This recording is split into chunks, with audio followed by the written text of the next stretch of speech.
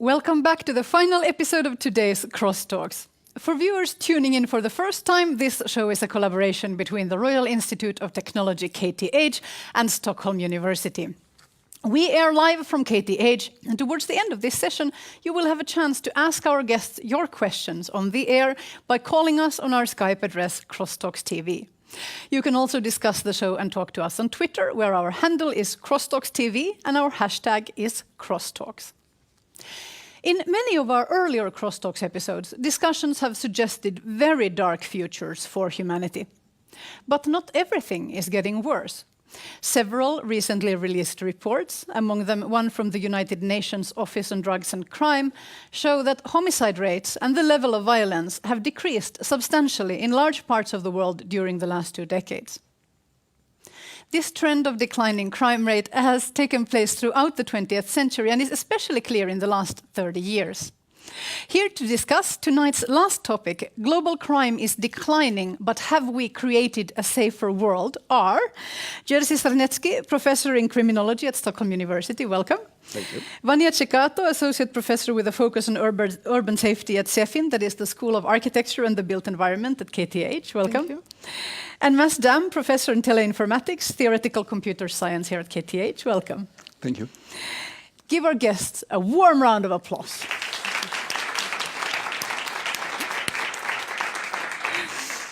So good of you to join us. Jerzy Sarnecki, can you describe in broad strokes the development of crime rates in the 20th century?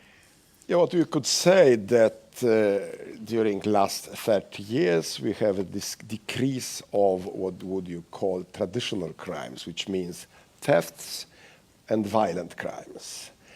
And this is decrease which you could say is mostly related to the Western world.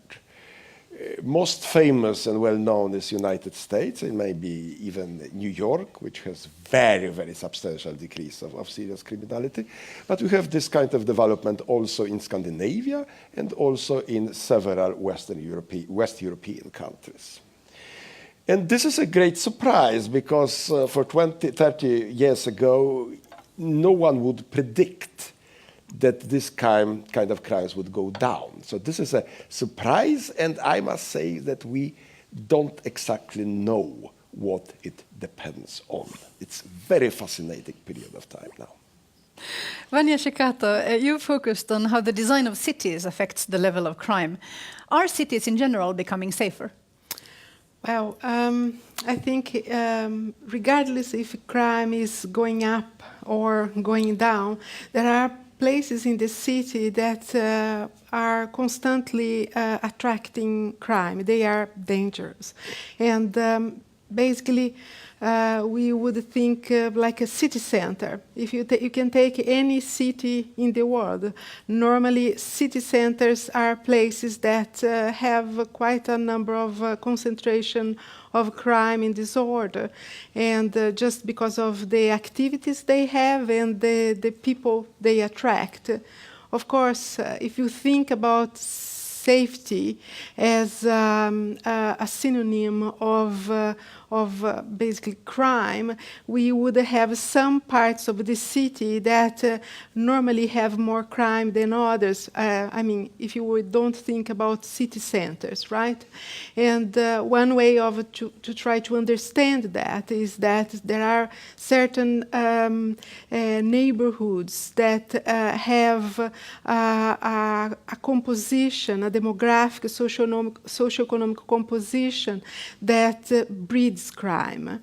Normally, they are so-called social disorganized communities, and it's a place where formal and informal social control is difficult, and normally pockets of crime will happen there. But there are other ways also of looking at it. We can think about crime as a much more dynamic phenomena, and then crime will be a result of how people move around in the city. And of course, areas where you have a high concentration of people would tend to have more crime. But in order for crime to happen, happen, and for you to have a concentration of crime, a dangerous place, you have to have basically an overlap of a potential victim of a target, basically a motivated offender, and no one seeing what's happening. A victim, just to put in, a victim, a motivated offender, and the opportunity, basically. Exactly. Yeah. Lack of the control, I would say. Lack of control, lack yeah. of what normally you call guardianship. No one is seeing, or they are unable to intervene if something happens. But of course, this has to do with crime, and sometimes certain places in the city may have loads of crime, like city centers, and people will still think that it's a safe place. Just because people have lots of people around. I see. So the experience of safety is quite separated from the actual, Absolutely. fact. That's right. Madam, you've focused on IT security. Could you describe what your main research focus is? Yes, I can. So I work on IT security. So we're talking cybercrime, and if there's a declining tendency in the crime rate at the moment, I'm afraid that cybercrime is probably the exception to this rule, which is sad. And many of the reasons, I'm a technical person. I work on technical operating systems kind of issues, and if we look at some of the technical causes for this phenomena, it is that the way we build our systems is mainly to support security and to provide as many bells and whistles as possible. So this is what we're seeing in modern, we see new versions of operating systems coming out, every half year, Android, iOS, and so I'm focusing a little bit on the mobile scene here because that's the scene which at the moment is seeing a huge growth. So what we are trying to do is to see if we can somehow re-engineer the situation to provide more security at the basic level. And Vania just told us that that crime happens where you have a combination of a victim, a motivated offender, and a lack of guardianship. Would you say that that is also true for cybercrime? I think that sounds very much true, actually. That's right. That's right. So in the way we build systems, there's lots of opportunities because we build large, huge, very, very complicated hardware, huge, very, very complicated software that plays together in ways that are not fully understood. So there are problems, there are bugs, and there are security holes, and these holes are there to be exploited for those that are interested in. And since more and more resources are, exists in cyberspace, let's call it that.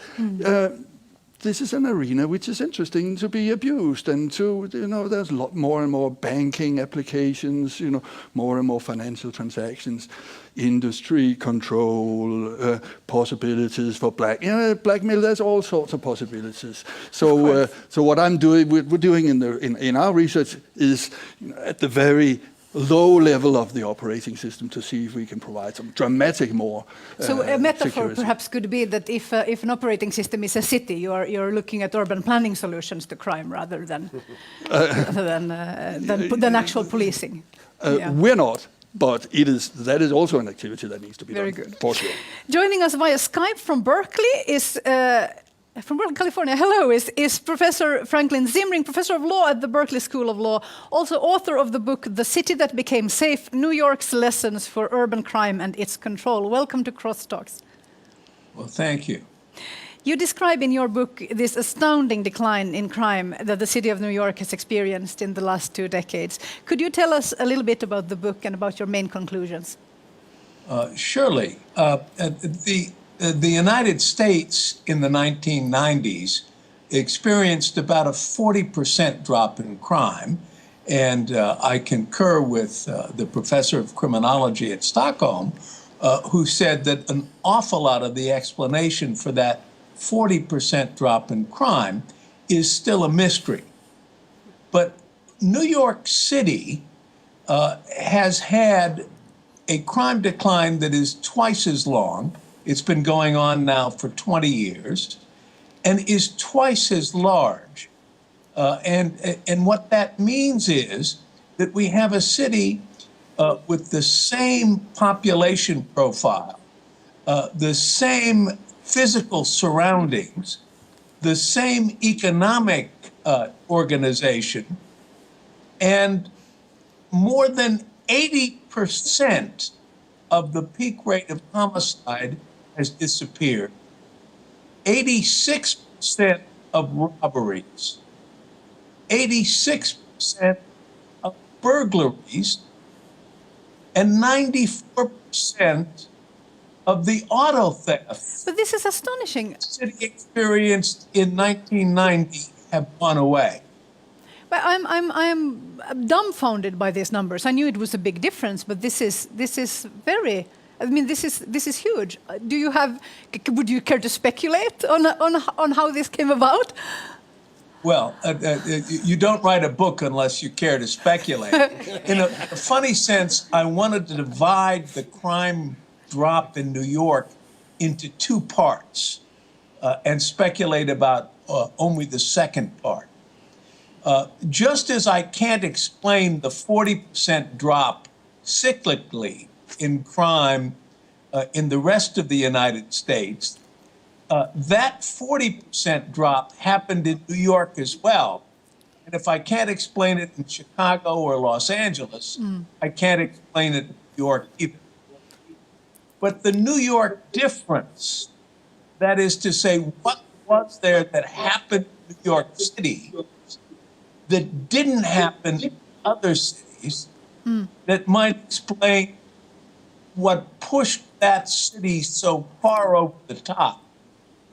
That we can explain, because the only thing that sets New York City apart from the rest of the United States was the tremendous increase in municipal police. That's The interesting. change in their strategies and also the degree of their aggressiveness. So the part of New York's decline that put it in world record territory is probably policing. But there's a problem with that, because the received wisdom 20 years ago was that police wouldn't affect crime rates much for a very simple reason. If you send the police to 125th and Lenox Avenue, I'm sorry, your sound is breaking up. Can we just have that again? If you send the police to 125th and Lenox Avenue, you might prevent a robbery there on Tuesday night. But what we used to think is that the robbers can simply go 15 blocks over to 140th Street, or they can wait until Tuesday. And under those circumstances, since we have such limited police concentration, the truly dedicated offender can't be deterred. Well, Thank what you. we found out is that if you send police to that one block where a robbery was going to happen, even though they can't be everywhere, that's one less robbery in New York City. That's right. To use the fancy label, crime is much more situational and contingent than we had ever thought. Thank you. Okay, municipal police. Jerzy, you were laughing. What were you reacting to? Well, I agree with Professor Ziímring. I mean, what we know now, which we didn't know before, is that we have, well, what we did know, it was that we have a concentration of crime to very, very small places, so-called hotspots. But what was generally believed that when you use the police force at these places, the crime will be disappear to other places, well, close to the place or far away in the place. And the research showed by among others, Professor David Weisbrot, who is the winner of the Stockholm Prize in Criminology, that that the criminals would stay at the same place. So if you prevent crime at this very special hotspot, it will be less crime there and even less crime around the place. And this is, of course, a very good explanation why police could be very much effective in these cases. So would I be, okay, now I'm just gonna, maybe I am childish here, but now we just heard previously that certain types of places are likely to attract crime. These are the types of places that become hotspots. So if you police the kinds of urban areas where crime is more prevalent, that can have systemic effects, so to say. Yes, well, what you would have to do is, of course, to use your police resources in the proper way, which is not always the case. I mean, if police would just randomly patrol all the city, you wouldn't get this kind of effect. But if you concentrate the police to very particular places, then you win probably substantial decrease of crime. Vania, what would you like to add? Yes, I agree. If we just distribute the police everywhere, we will be chasing ghosts, right? And probably it will be a waste of resources. But I wonder also if there are other possibilities of thinking about how crime can actually go down. I mean, New York has had a decrease. I agree that there is quite a lot of to do with the work of the police, but I also understand that there are other cities that may have not been had the same types of police programs and also end up having a decrease on crime. So there are possible other explanations that would underline this process that is probably also important to highlight. That would be the other 40% then, the other 40% drop. Does anybody have a theory? Well, yes, of course. Theories is very easy to have. The problem is to prove them. But in general, I mean, the explanation of the general changes in crime could be attributed to two factors: social control and the structure of opportunities. And the question of this enormous decrease of car thefts, which is not only in New York, but it's all over the world, also in Sweden, is very much dependent that cars are constructed different way. They are much harder to steal. So this is structure of opportunities. But on the other hand, very many different factors in structure of opportunities were increasing during this period, and crime was still decreasing, which, according to my theoretical view, must depend on increase of the social control. We are much more controlling each other, not least through the sources Mats is controlling. That's right. And of course, this, yes, Franklin. Yeah, I want to put a fine point on what we mean by social control, because the thing that was amazing about New York is that while the incarceration rate for the rest of the United States went up 65% over the 2 decades after 1990, New York's incarceration rate went down 29%. So that in essence, what we used to think that was that offenders were so persistent that incapacitation was the only mechanism of effective crime control. And what we found out is that much more situational changes at almost superficial level were more effective, not just as effective as prison, but more effective. Now, for an American, what that meant is that New York was demonstrating that our investments in crime control over the past generation had been going in all the wrong places. That's right, because just to mention, if somebody is not aware of this, that America, of course, has a huge prison population. The overall trend has been to try to incapacitate criminals by taking them off the streets, as the saying goes. Yeah. United States has more than 10 times more prisoners per 100,000 citizens compared to Sweden. Mass. So as an IT, But Just a moment. even more important, most of that difference opened up over the last generation and a half. The American incarceration rate increased sevenfold. The rate per 100,000 citizens increased fourfold. That's right. And it was the only thing we were investing in because we had a theory of criminals who were so persistent that nothing else could work. And what New York has proved is that that was dead wrong.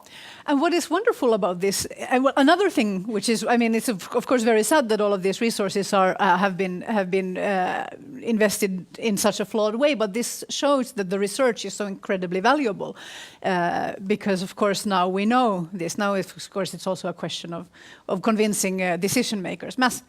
yeah. So as an IT person, I can't help but pose a question here, because if we think of in terms of computers and stuff, a huge difference between now and 30 years ago is that most 17-year-old youngsters are sitting in front of their computers or with their mobile phone playing games. Yes. So they're not around on the streets knocking people on the head or whatever. I think you are absolutely right. I mean, this is one of the structural changes which are happening. I mean, it's more into that. I mean, they are not running around and hitting people in the head, and they even don't steal the CD records in the CD record shops because there are no CD record shops. So what they steal is the CD records on the internet. So of course, it's a huge change, But and it's very important. the reason we're quite sure that isn't all that's going on is that the crime rates of repeat offenders, the people who are released from prison, have also gone way down. And they live in the hotspot neighborhoods, which are not penetrated by smartphones. They may be playing fantasy football, but at much lower rates. And their personal crime rates are down by 2/3. Professor Ziímring, we know that you have to leave us in a little while, so I'd just like to ask you one last question. Do you have, based on your research, any advice for, let's say, the decision makers here in Stockholm on how to bring down our crime rates? Absolutely. What we've learned in New York City is that going to where the crime is located and making superficial changes in environments, putting cameras in, putting police around, creating parole supervision that is somewhat more effective. All of the techniques that assume that people can change seem to work much better than we ever thought. And all of the programs that are founded on the notion that serious and repeat criminals can't be changed turn out to be economically and philosophically erroneous. This is wonderful news. Thank you so much for joining us, Professor Franklin Ziímring. Thank you.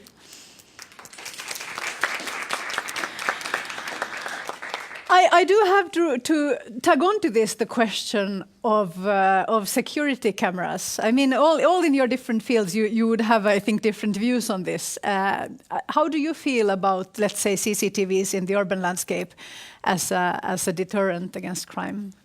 Who would like to start? Vania? Well, I think there have been quite a lot of research on this area, and a recent study that actually combined evidence both from property and violent crimes shows that it has a marginal effect on property crime, but not on violence. So I'm not that convinced that the solution is only that. I think that is a combination of things, but I'm not over convinced that that is the solution. One of the things that is important to say is that in the case of New York, for instance, although crime rates are going down, the rate of report of crime is going up, which actually corroborate with the idea that social control is increasing.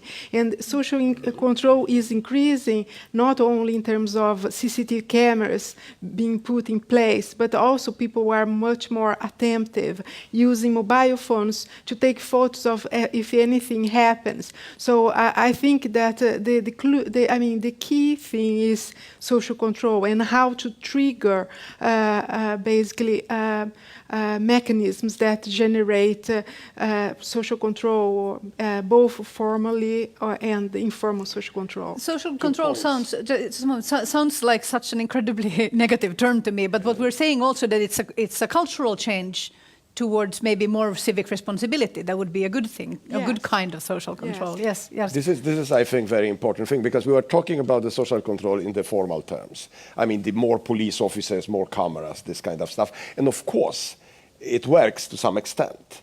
But I believe that the most important change in this country, for instance, is not the increase of the formal control, which is also going on, but increase of informal social control. If you look at the changes between how do we treat our kids 25 years ago and now, it's enormous change. I mean, children are much more controlled. People are much more aware what happened around them. And people are much more reporting, exactly as Vania is saying, to the police, different kind of things which wouldn't be reported. I mean, one of the areas where we have tremendous increase of reports is in the relation to the sexual crimes. Mm-hmm. Things which wouldn't be reported 20 years ago, 30 years ago, people would be ashamed to report them, are reported now. And this is also case in many other areas. Back to the CCTV, which is important discussion. I agree with Vania. According to the research we have at place, the only very much effective kind of CCTV control is in the garages, in the parking lots. Mm-hmm. This is it works, and it's proved by the research.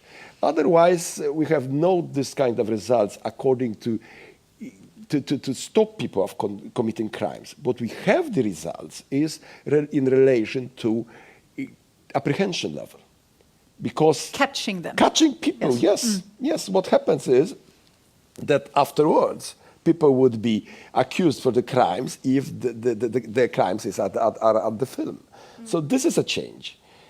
But this is still very much to do in evaluation of CCTV. I think we will get much more information about it because we don't know enough. So maybe not prevention, but possibly solving crimes becomes easier. Which is partly also prevention. Yes, that's right. Yes, Mas, how do you feel about this? Surveillance in cyberspace surveillance is a very, very complex issue, and it has so many aspects to it. You know, in what is one person's channel to freedom and expression and opposition, and getting information out in the open space is another person's network for spreading pedophile material, and how to strike the balance between those types of surveillance or not surveillance, openness or closeness, that is completely, as far as I can see, in the open at the moment. We don't have any any stability in this at all. At the moment, it is free for all. Huh? I mean, of course, we've had cities for thousands of years, but the modern kind of city grew out of industrialization when we started building factories, and big working populations came from the country to moved into the cities to work, and a lot of existing social structures were broken down, perhaps, and new ones. It took some time for new ones to be established. And I'm thinking now, perhaps the internet or this whole virtual, all of these virtual systems, of which the internet is one, maybe that is a little bit like the 19th century city, that we have all of these slums and not a lot of social structure and not a lot of a communal culture of how to behave. And maybe it's taken us over 100 years to figure out how to behave in cities. Is this a valid metaphor? It just struck me now. I'm just thinking out loud. I think you're right. And I think, well, to some extent, I mean, what was happening in the cities and all over the very big parts of the world was increase of the freedom from the control. In the small cities 200-300 years ago, everyone knew everyone. All people were going to church on Sunday and were talking about what other people were doing between this Sunday and the next Sunday. And the kids couldn't do anything because they were extremely controlled, because everyone knew whose kids they were and so on. Since that, the changes were quite a lot of giving us more freedom, giving us more individuality, sort of. I mean, people didn't know that much about us. The privacy was increased. But I think changes in very many different ways, among others in the cyberspace, is introducing back this kind of very, very careful control about what we are doing, what we are saying, and who we are. Oh. I mean, the Facebook is, in a matter of fact, more or less the same as the people did after the church services at Sundays. Okay, so now we've established that in some ways, cities, the virtual world is more like cities, and in some ways it's like a very small village. So the control is increasing while anonymity is also, and these things are happening at the same time, just at different levels. So. We are becoming provincial to some extent within the communities that we share information. Yeah, I'm not so sure I agree. There's too many aspects to this, right? there's the whole NSA story of surveillance, which, yeah. I think you're right. This is much more complicated. Yeah, it's much more complicated than that. Yeah. To some extent, but because you can't be anonymous at the internet, and people who are anonymous are normally not. Well, they behave pretty nasty from time to time, which is the culture of the internet, pretty much. Yeah. But at the same time, I mean, I can again tell all the people who are interested what I had for breakfast today, which is a kind of the introduction of the old kinds of social controls through the new media. But you are allowing that. You could also choose not to Instagram your breakfast or whatever it is. I'm not what these professors do these days, You can choose to be completely transparent, completely anonymous, and only talk to your community of people, and nobody else will discover that you are around. So. Well, I have to add one thing, because this is not only a question of what you're informing other people about. Because in this country, for instance, which is a welfare country, we have enormous number of different kind of registers kept by the authorities. And these registers are having enormous amount of information about you, which you are not controlling. And probably in the welfare society of the kind we have in Sweden, these registers are necessary, but they are also restricting your privacy, of course. But they are not available to everybody. They are just available to a huge number of people who work in the relevant sectors. Sufficiently many to control you, for instance, according to your criminal activity. Okay, but let's say with all of your completely different academic interests, how do you rate? I mean, I know this is a huge question, but what is your take on, for instance, these issues of global surveillance, but also sort of local surveillance? do you have any ideological tools to help me, for instance, value? Should I give up some of my integrity to get some safety? Is that a fair trade, like our governments are saying, Mats?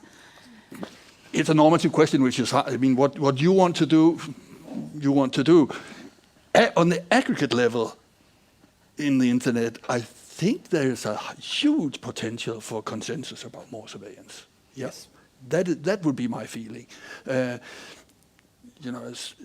But this is not as a technical person. I'm saying this just as a private person. There are so many phenomena around and so many dangers that young kids are exposed to at the end of the day that people are probably willing on balance to sacrifice quite a lot of privacy and quite a lot of control, provided that it is done in a way which is they can see that abuse will which feels okay. Systematic abuse will be discovered. There's room for Edward Snowden's to reveal abuses, if we are seeing these kinds of so if we can establish some checks and balances, then probably yes. Vania. That's what I'm saying. I think one part of the insecurity we face is basically that we don't have institutions that perhaps regulate this amount of information and how these resources are actually put in front of us, and I think it's still then comes the question which level we would need to have this censorship, and of course then we end up with very important ethical and moral questions. I think that is not an easy question, and I mean, just take an example. Women feel quite unsafe of having CCTV cameras on, for instance, underground stations, even though they would think that that is something good for them. So, and how can we balance that? I don't think that there is a single answer. Jerzy. I mean, it's a bit special for Sweden, where we have this belief of the good governments. I mean, the authorities are nice to us. They are not committing that many crimes against the population, etc. So I think that there is a bigger risk in Sweden than in other countries that the very high degree of surveillance will be accepted, and is accepted, by the way. Now, I mean, we have a very little discussion of the privacy. In other countries, I think it will be much more complicated. I mean, people in England, for not mentioning people in the United States, are much more sort of aware of that authorities may be misusing the information about them. But in general, what we have here is a huge fear of crime. And we can talk to people and tell them crime, traditional crime, is decreasing. People are still very much afraid of crime. And since they are afraid of crime, they are accepting different kinds of intrusions in their privacy. And this is a problem. Vania, you've spoken about something you call bubbles of security. What is that? Well, it is somehow more related to cities of the global south. Probably we could have the same analogy here in Western big European cities, but I think it's much more visible in areas where rates of violence has reached high proportions, like cities like São Paulo, Rio, or South African cities. What I mean by that is that in countries like in Brazil, you end up, security concerns has made people to buy security. Security has become a commodity, and by that I mean that basically there is a big industry that provide in a number of prices, labels,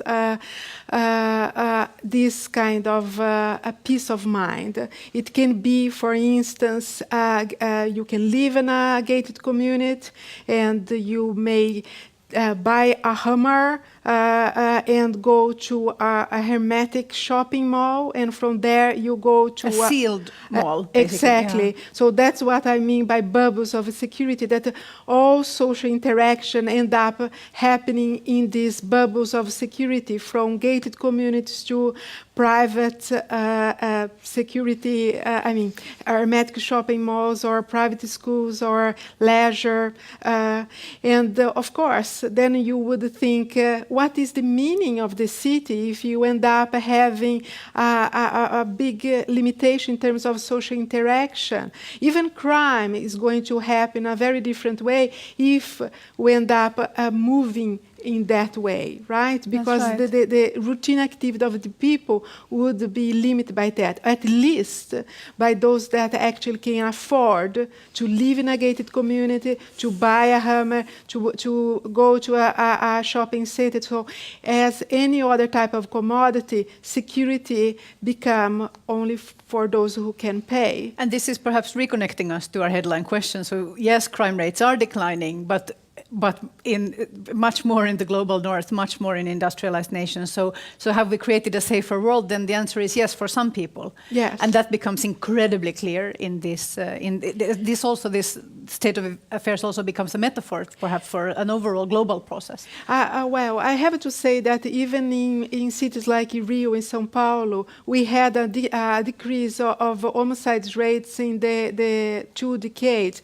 Now it's going up again, and but the important thing is that it has, at least in the Brazilian context, it hasn't much to do with policing.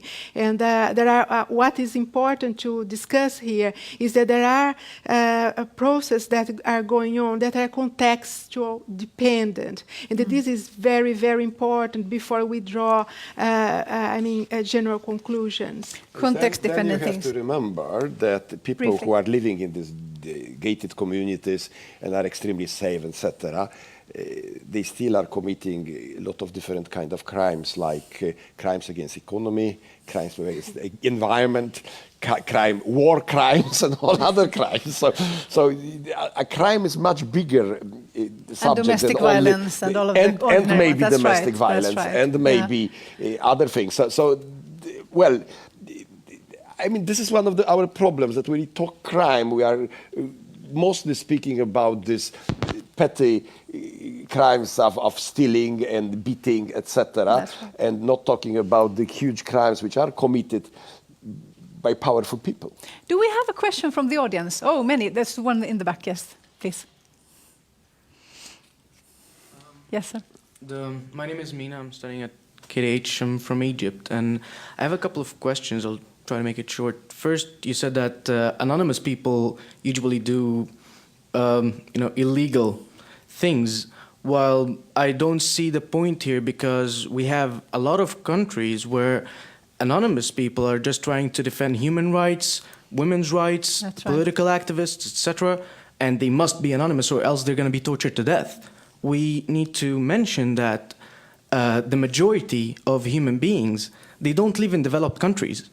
When we say that the global crime rate is decreasing, that pretty much means nothing. We're taking the US as an example, and it has the highest prisoners rate in the world. So that means there is a huge problem. Going it up or down a bit, it won't change anything. I'd like to add, just a moment, I'd like to add here then, because these, of course, are governments that should be considered criminal. I think the dictatorial governments, so their crimes are rarely measured in these kinds of conversations. That's right. Yes, your other question, please. That is great, but with the statistics, I mean, when we see that Central African republics or a lot of countries in Africa measuring way better than Switzerland or the States or anybody in terms of prisoners, that makes no sense when we see genocides and car bombings every day. Right. Suicide rates are not being counted. A lot of crimes are not being registered. You have no actual statistics for the majority of human beings. So we cannot claim that the global rate is, we can talk about statistics in developed countries because they are registered, but on the planet, it doesn't make any sense. Yes, you're right. Let's also let the panel To respond. some extent, Jerzy. this, and I would say that, of course, we were talking about decline of crime in the Western world. There's So this no is of exactly. course, but yeah, so this is what we are implicitly talking. were. No, Yes. this is what we are talking about. And the second point is that the problem is definition of crime. I mean, crime is by the law punishable acts. And the freedom fighters and the people who are claiming rights to voting and democracy and so on may be counted as criminals in country where legislation is prohibiting this kind of acts. So this is so it's even more complicated than that. Yes, Mass, just one. Yeah, Mass. As far as the other question is concerned, the role of anonymity, I totally agree. I think there is. It's back to this double-edged sword of surveillance. Sometimes it's, can be a force of good and security, and in some cases it can be a source of surveillance in order to keep your population in check. Anonymity is exactly the same. Vania.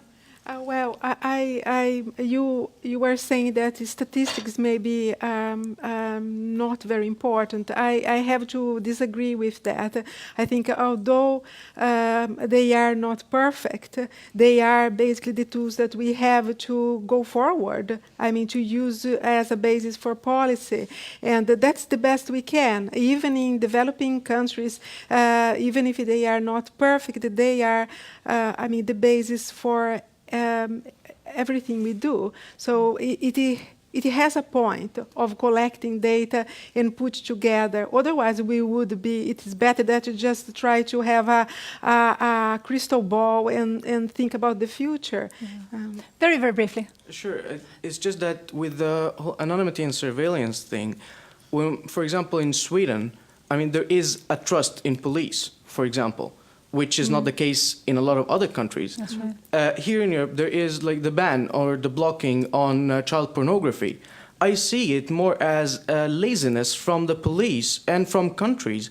Instead of going after those people with child trafficking, etc., they're just blocking information. It's about the concept more than anything. When we're talking about a global issue, the internet was made to be free and open for everybody, for information flow.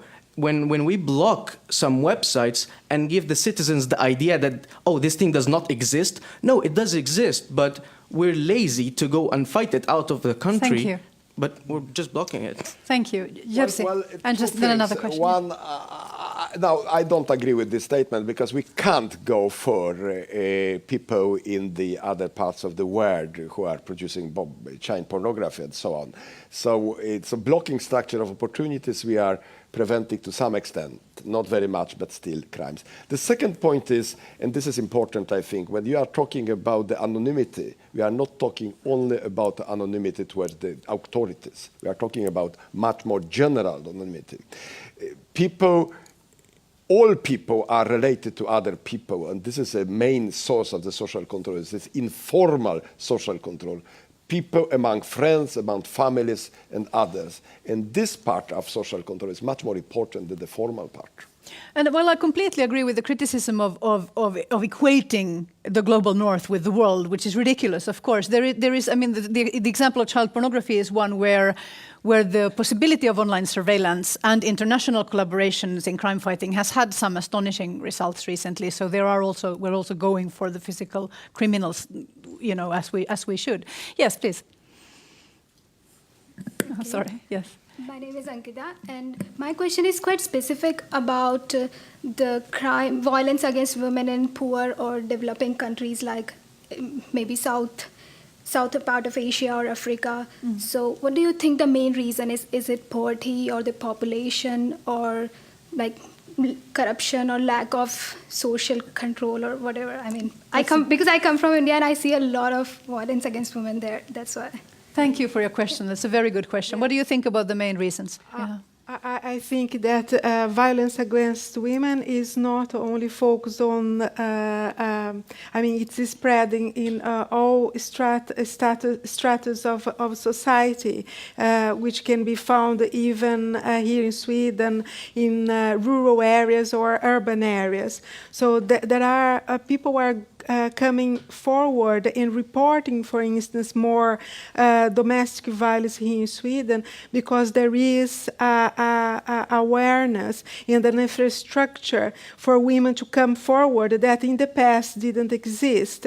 For instance, until 1965, for instance, rape in marital condition would be here in Sweden considered as not as a crime. Just after 65, that was basically declared as a crime. So I think what has to change is how the conception of gender and the basics of the infrastructure for women to come forward, to have, for instance,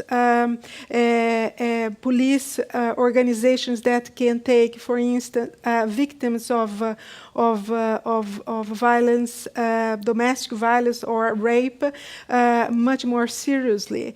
There is absolutely no point to go to a police station when men will be laughing at you if you say that you were raped, right? So what I'm hearing is that you're saying that violence against women is endemic everywhere. So it's essentially a function of normative gender roles in a patriarchal society, no matter where you are in the world. That's right. Jerzy, do you agree that the reasons are similar regardless of where you are in the world? I think you mentioned many factors which are important for violence against women, and I would certainly agree that lack of equality is one of the most important factors. Lack of equality. Yes, but I also believe that poverty and lack of education and lack of opportunities and so on is also related. I mean, we have many cases of violence against women in the Western world, but we have more cases of that kind, for instance, in India.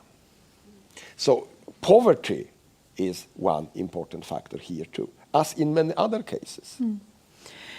You know what? This is all we have time for tonight. I'd really like to stop at something hopeful. Do you think, if you look into the future, 10 years, 20 years, 30 years, will the world be safer for everybody, or will it get a lot worse? I think it would be unwise to make very too many predictions, because it depends. I mean, we have at the moment positive trend, decreasing crime trends in the Western world. But what will happen, for instance, in the global change of the climate change would continue?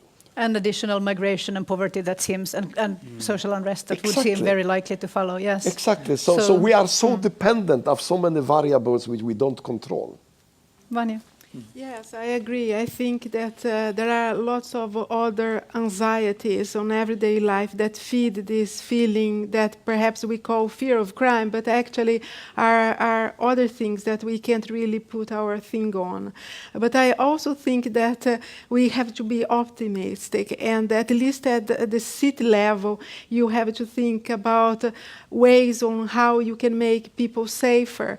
And one I think that is crucial is to think about safety as an individual right, regardless what you are, resources you have, gender, age, and so on. Yeah. Mas? Yeah. I want to end on an optimistic note.